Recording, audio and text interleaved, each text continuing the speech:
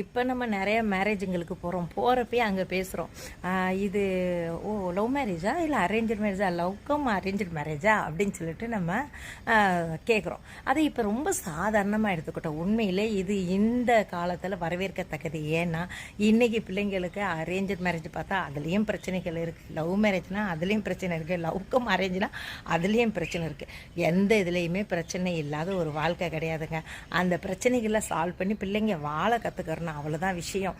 ஏன்னா முன்னாடி காலத்துல எல்லாம் இந்த லவ் மேரேஜ்னாலே அவ்வளோ பிரச்சனையாக இருக்கும். வீட்டில் சேர்த்துக்கிறவே மாட்டாங்க, சொத்தை தரவே மாட்டாங்க, பிள்ளைய வீட்டை விட்டு வெளியே விரட்டியே விட்டுருவாங்க. அது இப்போ வந்து ரொம்ப இப்பயும் நடக்கலையா அப்படின்னு கேட்டேன்னா நடக்குது, ஆனால் எங்கேயோ ஒரு தடவை.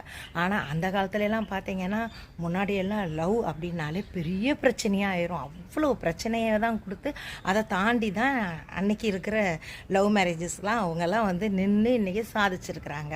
அதனால் இன்றைக்கி லவ் பண்ணி கல்யாணம் முடிக்கிறது முக்கியம் கிடையாது, அதை எப்படி நம்ம வாழ்க்கை நடத்துகிறோம் அப்படின்றது ரொம்ப ரொம்ப ரொம்ப ரொம்ப ரொம்ப முக்கியம்.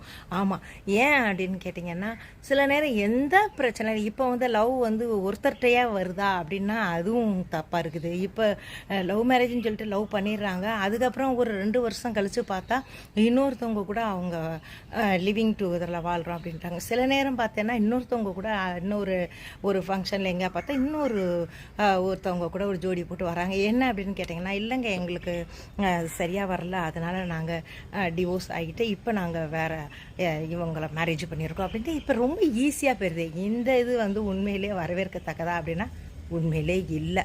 ஏன்னா பந்தங்கள்ன்றது அப்படி உடைபடக்கூடாது. எவ்வளோ பிரச்சனைகள் வந்தாலும் அதை சால்வ் பண்ணி அதை அவங்க கூட வாழ கற்றுக்கிறணும்.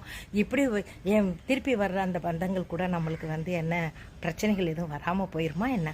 எல்லா இதுலேயும் பிரச்சனை இருக்க தான் செய்யுது ரொம்பவே.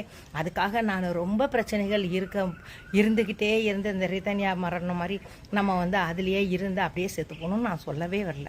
ஏன் அப்படின்னா ரொம்பவே முடியாத ஒரு கட்டத்தில் நம்ம பிரிஞ்சு தான் வாழணும்னா அந்த நிமிஷம் பிரியலாம். அதுக்காக ஆகுனா எதுக்கெடுத்தாலும் பிரிஞ்சு போய் வாழ்கிறது உண்மையிலேயே நல்ல ஒரு காரணம் கிடையாது. ஏன்னா அது வந்து உங்களுடைய வாழ்க்கையை அப்படியே உடைச்சிரும். அதுக்காக தான் சொல்ல வர்றேன், எவ்வளோ பிரச்சனைகள் வந்தாலும் அதை சமாளித்து இன்றைக்கி இருக்கிற இளைய தலைமுறைகளாகட்டும், இளைய தலைமுறைகளை வளர்க்குற நம்ம அம்மா அப்பாவாகட்டும், ஒவ்வொரு குடும்பத்தில் சூழ்நிலையில் இருக்கிற எல்லா குடும்ப உறுப்பினர்களாக இருக்க ஒவ்வொருக்குமே இது தலையான ஒரு பொறுப்பாக தான் இருக்குது. அதனால் நம்ம வந்து